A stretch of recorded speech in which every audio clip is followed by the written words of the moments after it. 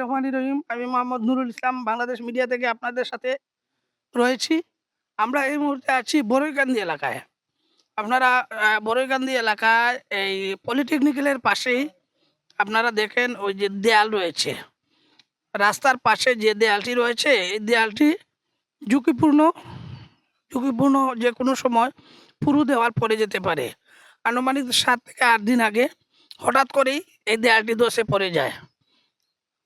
তাৎক্ষণিক খবর পেয়ে সিলেট সিটি কর্পোরেশনের সাবেক প্রথম প্যানেল মেয়র রেজাউল হাসান কয়েস লুদি এখানে এসে পরিদর্শন করে গেছেন। দেখে গেছেন যে দেয়ালের অবস্থা। ওই যে আছে ডান দিকে দেখা যাচ্ছে পলিটেকনিক্যাল, এই যে বিল্ডিংটা দেখা যাচ্ছে, এই বিল্ডিংটা হচ্ছে পলিটেকনিক্যাল বিল্ডিং। এই যে পলিটেকনিক্যাল বিল্ডিং। আর এই যে দশে পড়া ইট, এই দেখেন চতুর্দিকে দশে পড়া ইট দেখেন। আর এই যে পুরা দেয়ালটা ঝুঁকিপূর্ণ হয়ে গেছে। টেম্পার চলে গেছে, টেম্পার চলে যাওয়ার কারণেই এই ধরনের ঘটনা ঘটে। আর রাস্তাটাও ছোট, একদম ছোট রাস্তা। বড়ইকান্দির এলাকার একাংশ মানুষ এই রাস্তা দিয়েই চলাচল করেন। এদিকে আর কোনো রাস্তা নাই, না থাকায় একাংশ মানুষ এই রাস্তা দিয়ে চলাচল করেন। আর ডান দিকে যে বিল্ডিং, এই যে ডান দিকে পলিটেকনিক্যালের যে ভিতরটা, এই যে দেখেন পলিটেকনিক্যালের ভিতর। আমরা এখন চেষ্টা করব এই এলাকার একজনের সাথে কথা বলতে। আপনারা কি ওই রাস্তা দিয়ে চলাফেরা করেননি? আসসালামু আলাইকুম। জি, আমরা এলাকার বেশিরভাগ মানুষ আমরা ওই রাস্তা চলাচল করি। আমরা মনে ডেলিভারির কিছু রুগীনও আছেন বা মনে অসুস্থ যে কোনো ব্যক্তিও আছেন। আমরা বাড়ির যে একটা অ্যাম্বুলেন্সও কোনো সময় ঢুকতে পারে না।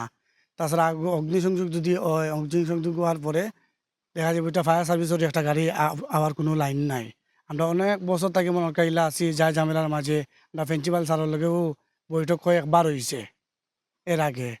আমরা কোনো একটা ফেসিলিটি পাইছি না। এখন ঝড় তুফানে ওয়ালটা ভাঙ্গিয়া পড়ছে, ঝুঁকিপূর্ণ ওয়ালটা আছে। টাকার পরেও কোনো একটা সিদ্ধান্ত না। গত কয়দিন আগে আমরা মুরব্বী সব মিলিয়ে আমরা বাড়ির এলাকাবাসী মিলিয়া গেছি। যাওয়ার পর তারর কোন ওয়ালটা পড়ছে? ওই যে আপনি দেখেন ওটা এই যে ঝুঁকিপূর্ণ পুরাটা ওয়াল ঝুঁকিপূর্ণ আছে।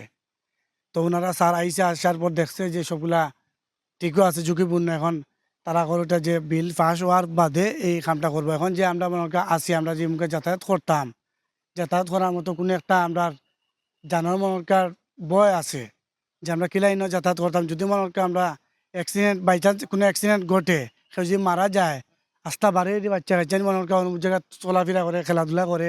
একটা যদি বাচ্চা মারা যায় বা কেউ মারা যায়, এগুলো লাইব্রেরিতে তো কেউ নিত না, কেউ নিব। কিন্তু এই যে আমরা যে বসবাস করলাম, আমরা ওই জিনিসও দাবি যে এলাকাবাসীর যে যা মুরব্বী আছেন বা আমরা সিলেটর বিভিন্ন শ্রেণীর মানুষ আছেন, তারা সবই আমরা সহযোগিতা করতা। আমরা রাস্তাটা যাতে একটু ঝুঁকিপূর্ণ, তারা ওয়ালটা সুন্দরভাবে বড় হইয়া উঠে, ওটাও সরকারের দৃষ্টি আকর্ষণ করাম আমরা যে আমরা ওয়ালটা দেখবার লাগি যে ঝুঁকিপূর্ণ কতটুকু আছে। আর আমরা চলাফেরা যে করাম, আমরা জানার কতটুকু নিরাপত্তা খেয়ে দিতে পারবা, ওটাও আপনার দাবি। আসসালামু আলাইকুম। ধন্যবাদ। আমরা ওই এলাকার বাইরের কাছে আমরা জানলাম এই বিল্ডিং সম্পর্কে, দেয়াল সম্পর্কে। ঝুঁকিপূর্ণ দেয়ালটি রয়েছে। তিনি দাবি করেছেন যে যত দ্রুত সম্ভব সবার সর্বাত্মক সহযোগিতা এবং সরকারের দৃষ্টি আকর্ষণ করে তিনি সরকারের কাছে অনুরোধ জানিয়েছেন যাতে এই রাস্তাটি দ্রুত মেরামত এবং দেয়াল ভেঙে নতুন দেয়াল নির্মাণ করা হয়। তাহলে তাদের এলাকার লোকজন তাদের এই ঝুঁকিপূর্ণ বসবাস থেকে রক্ষা পাবে। এতক্ষণ বাংলাদেশ মিডিয়ার সাথে থাকার জন্য আপনাদেরকে ধন্যবাদ জানাচ্ছি। দৈনিক বাংলাদেশ মিডিয়া, সত্যের সন্ধানে সারাক্ষণ।